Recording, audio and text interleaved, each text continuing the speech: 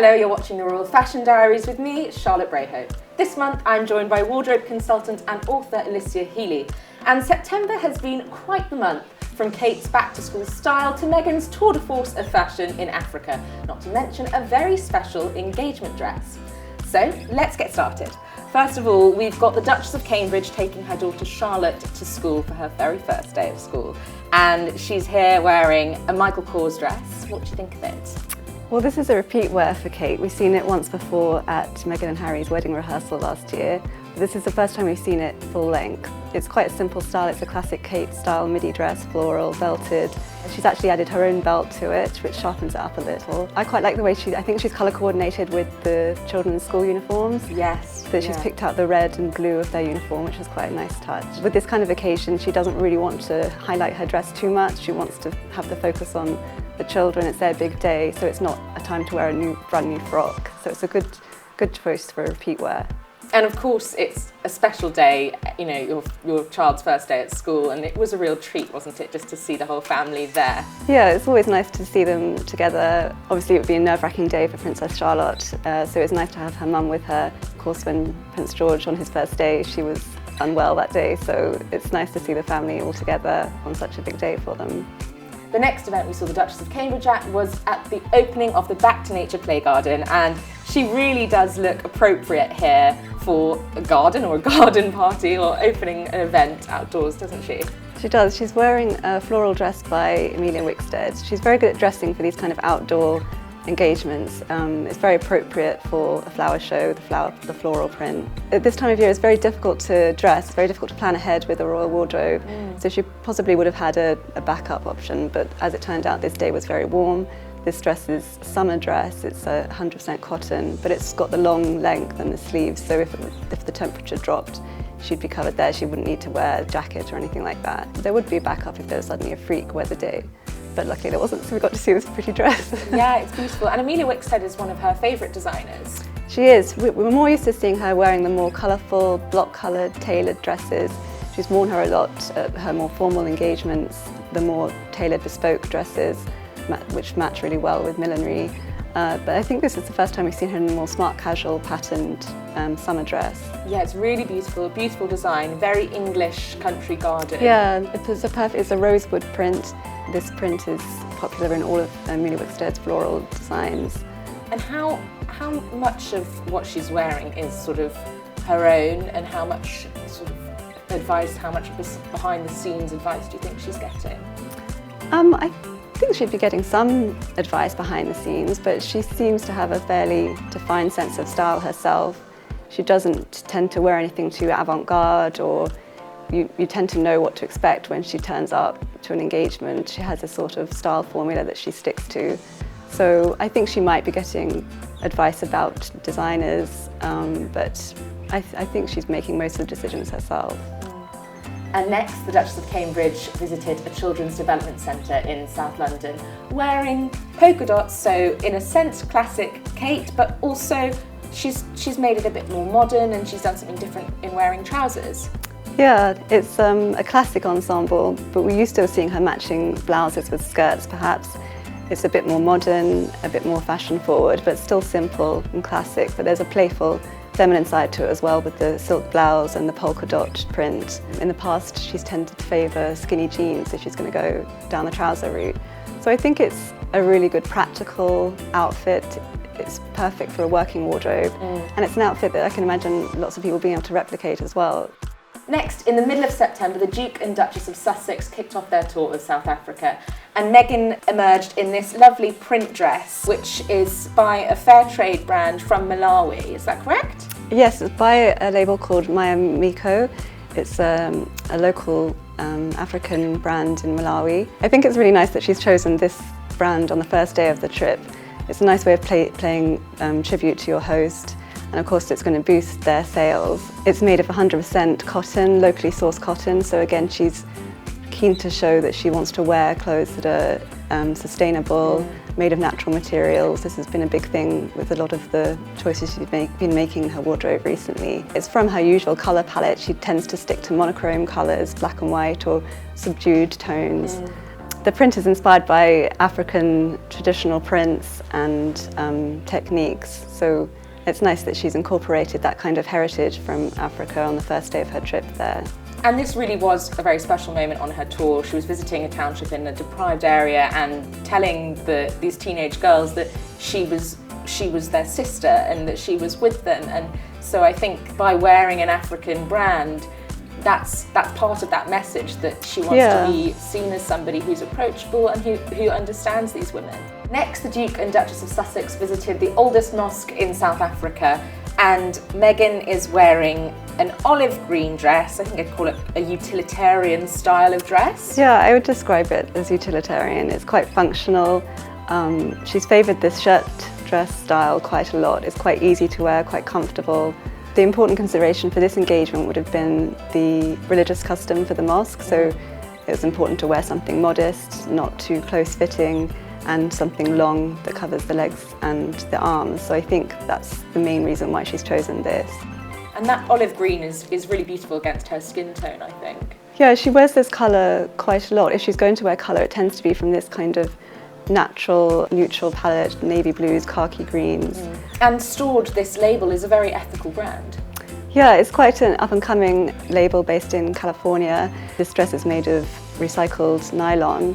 So again, she's keen to show that she wants to wear clothes that are sustainable, not synthetic fabrics. And they make quite timeless pieces that transcend trends and can be worn again and again. So I think she is keen on promoting this idea of clothing as well, not wearing trendy pieces just for a season, wearing things again and again, and choosing pieces that don't really date. This kind of dress, the shirt dress, you could wear in 10 years' time or 10 years ago. So I think she's keen to wear that kind of style. Then we saw the Duchess of Sussex on her first solo outing of the tour, and she was meeting with female entrepreneurs at the Woodstock Stock Exchange. Here she's wearing a jumpsuit, which I believe we've seen her wear before. Yes, she wore this jumpsuit for filming for Vogue magazine during her editorial there last month. So it's another repeat wear for Meghan. I think it's a great outfit. I love the way she's accessorised it with the gold earrings. It really dresses it up a little bit. That's the great thing about black dresses and jumpsuits like this. You can really dress them up or dress them down. It's a really versatile piece. I think it really suits her and she looks really comfortable in it. And the belted style is quite comfortable. A lot of her pieces for this wardrobe, she's post-pregnancy, so she will wanted things that are comfortable. Most of them are either shirt dresses or belted styles that are going to be easy to adjust. I'd say the black jumpsuit is the modern take on the little black dress. It's much more modern, it's smart, but you could wear this at work and dress it up in the evening with a pair of high heels and statement earrings like she's done. And can you tell us a bit more about the designer? So Everlane, they're another American brand with a really good eco-friendly ethos. They also have a really transparent manufacturing process. They make sure to use factories with fair wages for the workers and good working conditions. So this is something that Meghan's been wanting to promote quite a lot as well. What kind of impact do you think it has with Meghan choosing these brands that really do want to produce clothes in an ethical manner? I think it has a big impact across the fashion industry, because the labels that don't have those sustainable credentials, it's going to make them step up the mark and have more of a ethos around recycling and sustainability and good transparency in how they make their clothes, if only to attract her to wear their brands. So it could be done in a cynical way, but whatever way it's done, I think it will improve other fashion brands' ethos as well. And this was a very exciting moment of their tour, because the Duke and Duchess of Sussex brought out baby Archie to meet Archbishop Desmond Tutu and his daughter at their Legacy Foundation in Cape Town. All the press were very excited to see baby Archie, looking very, very cute, and wearing something, I suppose, in line with Meghan's fashion choices, which is also sustainable. Yeah, initially it's quite an unusual choice, you'd think, being from H&M. They're not really known for their ethics and more associated with fast fashion. But they do have this conscious range, and all of those clothes are made of recycled material, and this is one of them. It's a budget piece, $9.99. I think it's really significant that she's chosen this for the first public outing for Archie. They could have gone for something traditional from an expensive old-fashioned children's wear. Can you tell me a bit about the dress that Meghan's gone for? Well, the dress is by one of her favourite labels, Club Monaco. She's worn them quite frequently in the past. It's 100% silk. I think it's one of the most expensive ones from this trip, but it's still just 3 figures rather than 4 figures. So we've not seen any big labels like Dior or Givenchy that we know she likes to wear in the UK. I think she wants to stick to a lower budget for this trip. It's a comfortable style, it's quite easy to wear. Next in the royal calendar, we had the Countess of Wessex, married to the Queen's youngest son, Prince Edward, visiting Kenya, and here she's at a girls' empowerment programme in Nairobi, wearing a really lovely dress. Can you tell us a bit more about it? So Sophie's wearing a silk midi dress by one of her favourite designers, Erdem. It's a designer that a lot of the royals favour for royal engagements. It has blouson sleeves, it's midi length, a really painterly print. The print's inspired by the artist Dame Laura Knight. I think it's a really pretty feminine look on the Countess. She tends to have quite a good style formula for these engagements nowadays.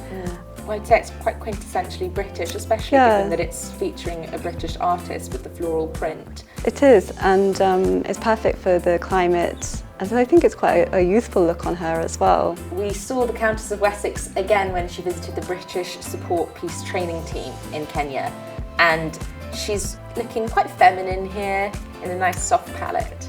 Again, it's quite similar to the Erdem dress, the similar colour palette, the pale pink and white, quite a lightweight, floaty look, but it's quite a modest look. It's elbow length sleeve and it balances quite well with the skirt, the Valentino skirt. She's worn Valentino quite a few times. I think it's one of her favourite designers, and I think for the older royals, they've built up a relationship with these fashion houses, so it's easier for them to go back to them over time. And on the 26th of September, we had a very special announcement from the Queen's granddaughter, Princess Beatrice. She became engaged to property tycoon Edoardo Mozzi. They posted this picture on their social media of Beatrice wearing a beautiful floral dress. What do you make of it? Well, I love this dress. Out of all of the royal looks from last month, I think this has to be my favourite. It's by Zimmerman, an Australian designer, and yeah, it's been on my wish list for quite a few months. It's a maxi dress, it's linen, so I think, again, at this time of year, it's quite difficult to know what to wear. It's late summer, early autumn, and it suits her colour tone perfectly. A green dress is always very complementary to redheads, so I can't think of a better dress that she could have worn for this occasion. They do look very much in love here, and of course, beautiful dress, but the main event is the engagement ring, and they've shown it off very elegantly here. They have. I mean, obviously it's an engagement photo, so I'm very distracted by the dress, but the main event is the ring. I believe it's co-designed by her fiancé with a jeweller based in Mayfair, Sean Lean. It's got a central circular diamond and 2 baguette diamonds either side. So it's quite a classic engagement ring, but I think they wanted to incorporate designs that they were both influenced by. Beatrice likes Victorian style and her fiancé likes Art Deco.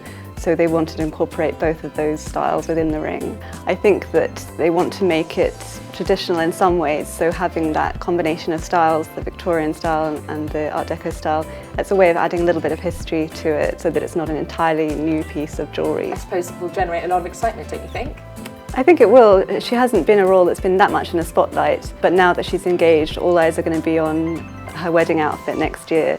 So it'll be really exciting to see what designer she picks, and I'm sure it will be an amazing gown if this engagement dress is anything to go by.